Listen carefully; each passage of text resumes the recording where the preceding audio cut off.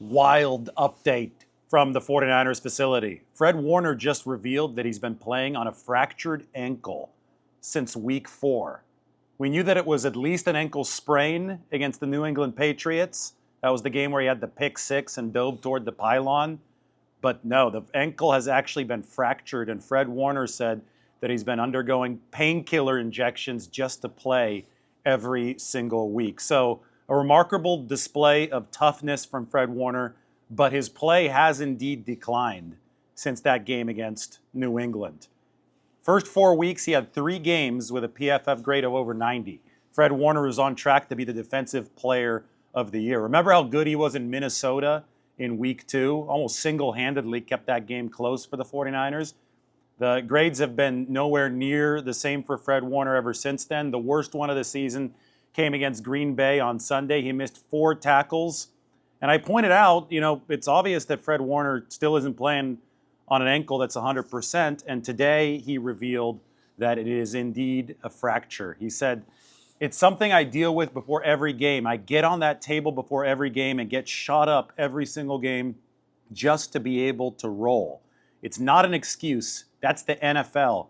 You're not going to be healthy. It was a fracture when I sprained it. Anytime you fracture a bone, if you continue to play on it, the bone's not going to be able to heal itself. So you've just got to be able to fight through." A lot of fans at home wondering, well, yeah, if it's fractured, why is he playing? Got to tough stuff out in the NFL. And Fred Warner is a leader of this 49ers team. Another leader is Purdy-Greenlaw, who's going to be back out on the practice field. Told me he's super excited to get back out there in about 20 minutes. That's what my next report's going to be on. But Purdy-Greenlaw has not been available because he's been dealing with the Achilles tear rehab. So if Warner had not been out there for the past few weeks, then the 49ers would have nobody of any kind of experience at that linebacker position in this system for this team. Devondre Campbell is a fill-in player for Purdy-Greenlaw next to Fred Warner. But as we have seen over the course of this year, especially over the course of those first 4 weeks, Warner is leading the charge of this defense. And this football is a tough sport.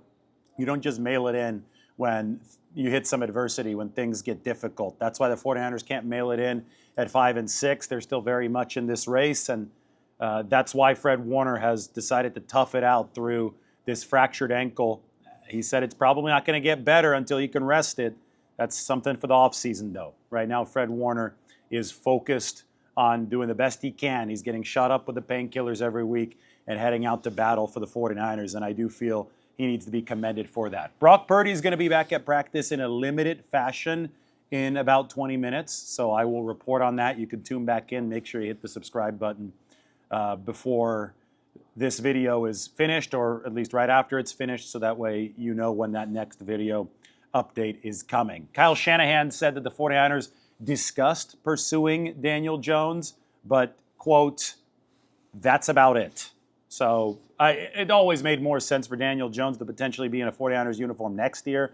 He signed with the Vikings for, $375,000 to finish this season. He's going to begin on the practice squad. There's going to be flexibility for him to sign elsewhere if there are quarterback injuries elsewhere. Another team can poach him off that practice squad.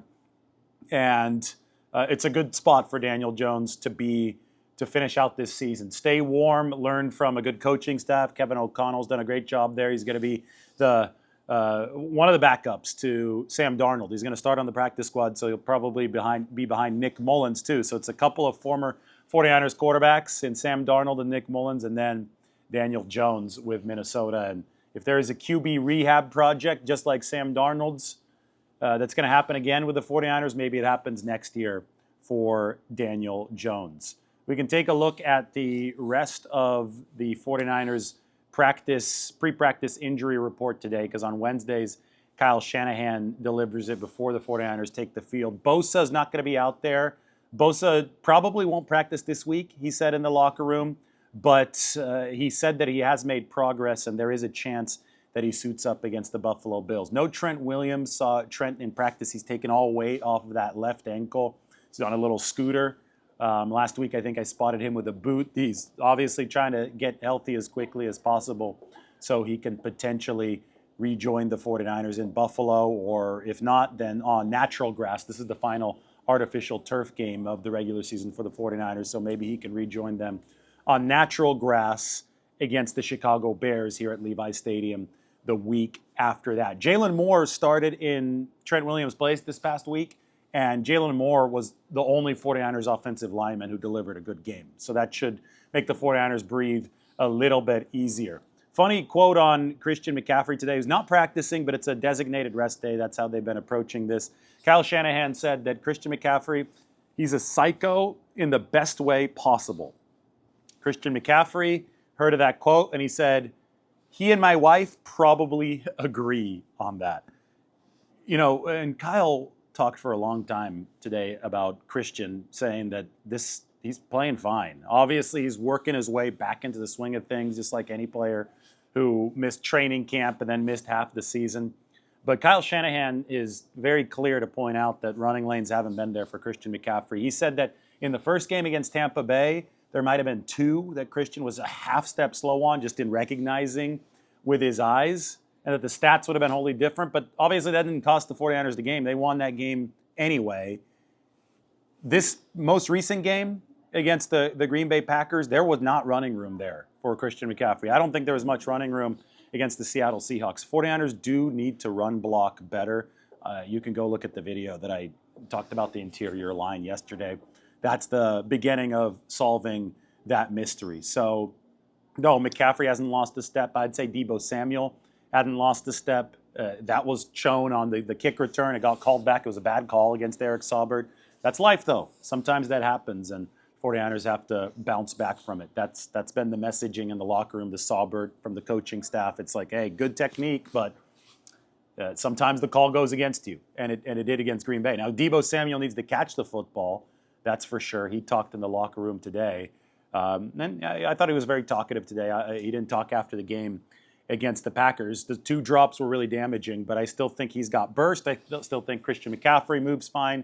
49ers need to play better as a team, and I think that starts with the blocking up front. I think Kyle Shanahan can help matters by increasing the frequency of the short passing game.